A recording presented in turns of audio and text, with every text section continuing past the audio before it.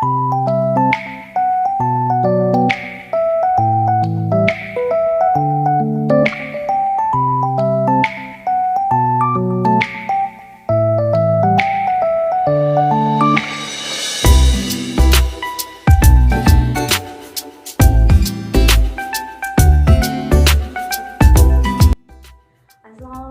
warahmatullahi wabarakatuh. Halo semuanya, perkenalkan nama saya Desi Nadiani dengan NIM 190707175 dari kelas 19C4.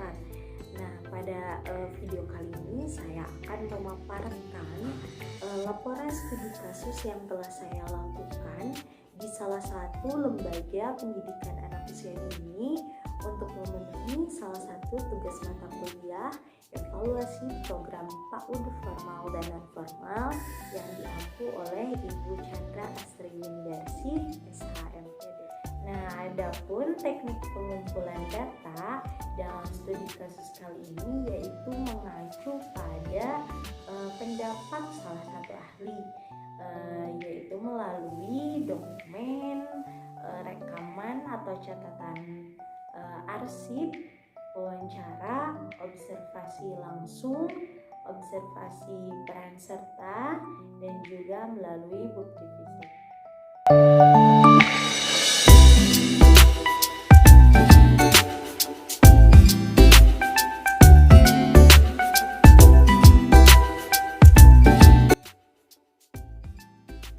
Langkah awal yang dilakukan dalam studi kasus kali ini yaitu analisis permasalahan yang ada di lembaga pendidikan anak usia dini. Nah, permasalahan yang muncul di lapangan terjadi kepada salah satu stakeholder di lembaga tersebut, yaitu di pendidik anak usia dini. Permasalahannya yaitu ada pada kompetensi pedagogik dan kompetensi profesional.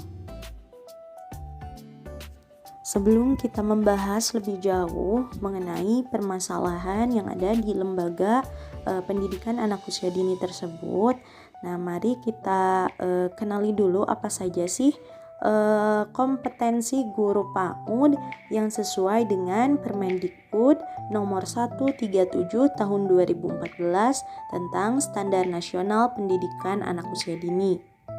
Nah, seperti yang kita ketahui, masih banyak orang yang beranggapan kalau menjadi pendidik anak usia dini itu mudah, cukup dengan bernyanyi-nyanyi, bertepuk tangan, dan lain sebagainya. Padahal anggapan itu untuk di zaman sekarang itu tidak benar. Pendidik PAUD dalam melaksanakan pembelajaran harus sesuai dengan kurikulum yang telah ditentukan.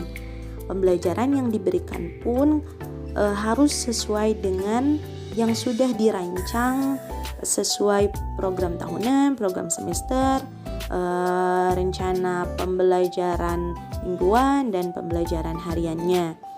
Nah, tidak hanya itu, seorang pendidik PAUD juga diharuskan memiliki 4 kompetensi dasar.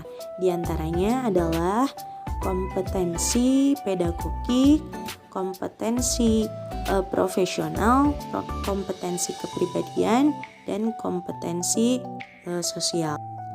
Tentu, sebagai seorang pendidikan anak usia dini yang profesional, hendaknya perlu juga mengetahui standar kompetensi yang harus dimiliki, sehingga tugas utama pendidik dalam membimbing, memotivasi, dan memfasilitasi kegiatan pengasuhan serta pendidikan peserta didik di pendidikan anak usia dini dapat berjalan dengan optimal. Mari kita bahas mengenai permasalahan yang pertama, yaitu ada pada kompetensi pedagogik. Nah, kompetensi pedagogik adalah kemampuan pemahaman terhadap peserta didik, perancangan dan pelaksanaan pembelajaran, evaluasi hasil belajar, pengembangan peserta didik untuk mengaktualisasikan berbagai potensi yang dimilikinya. Nah, permasalahan yang muncul yang ada di lapangan adalah ada pada evaluasi hasil program belajar anak yang tidak optimal, di mana instrumen evaluasi yang digunakan tidak lengkap dan tidak dilaksanakan secara sistematis dan kontinu. Nah, evaluasi pembelajaran anak ini hanya dilaksanakan beberapa kali saja, bahkan terkadang dalam seminggu itu ada 1, 2, atau 3 hari yang terlewat. Permasalahan yang muncul selanjutnya yaitu ada pada kompetensi profesional. Nah, untuk pengertiannya yaitu kompetensi profesional merupakan penguasaan materi pembelajaran secara luas dan mendalam yang mencakup penguasaan materi kurikulum mata pelajaran di sekolah dan substansi keilmuan yang menaungi materinya serta penguasaan terhadap struktur dan metodologi keilmuannya. Adapun permasalahan yang muncul dari kompetensi profesional yaitu para pendidik tidak menguasai kurikulum dan bidang pengembangan yang diampu karena latar belakang atau kualifikasi akademik atau pendidikan gurunya itu tidak linear. Nah, masih banyak pendidik yang ada di lapangan itu latar belakang pendidikannya itu bukan di pendidikan guru pendidikan anak usia dini, tetapi di jurusan lain. Bahkan ada pula pendidik anak usia dini ini masih memiliki kualifikasi akademik SLTP dan SLTA. Ditinjau dari permasalahan-permasalahan yang muncul dan telah dipaparkan sebelumnya, ini adalah solusi dan tindak lanjut yang coba dilakukan di lembaga pendidikan anak usia dini ini. Yang pertama yaitu adanya diskusi dan sharing dengan rekan sejawat yang lebih mahir dan berpengalaman. Nah, kebetulan memang ada pendidik yang kualifikasi akademiknya dari pendidikan guru pendidikan anak usia dini.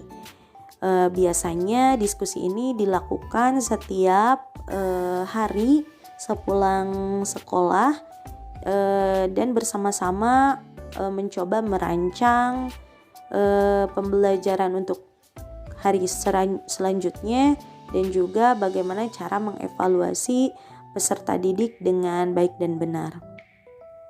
Nah, untuk poin selanjutnya yaitu melakukan pembinaan dengan pihak yayasan dan pengawas.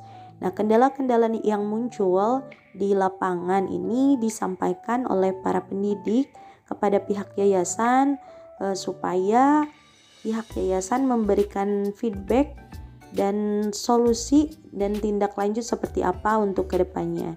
Dan melakukan pembinaan juga dengan pengawas sesuai dengan instansi pendidikan tersebut. Yang berikutnya yaitu mengikuti pelatihan dan workshop tentang pendidikan anak usia dini. Nah, tentu untuk di zaman sekarang ini workshop ataupun pelatihan itu lebih mudah diikuti. Bahkan banyak sekali workshop-workshop yang dilaksanakan secara online dan bisa kita ikuti dimanapun dan juga kapanpun. Adapun tindak lanjut yang terakhir yaitu menempuh pendidikan sesuai bidang yang diampu yaitu pendidikan guru pendidikan anak usia dini. Nah, dari beberapa guru yang ada di lembaga ini yang masih memiliki kualifikasi akademik SLTP dan SLTA, nah itu dilanjutkan untuk menempuh pendidikan ke jenjang berikutnya.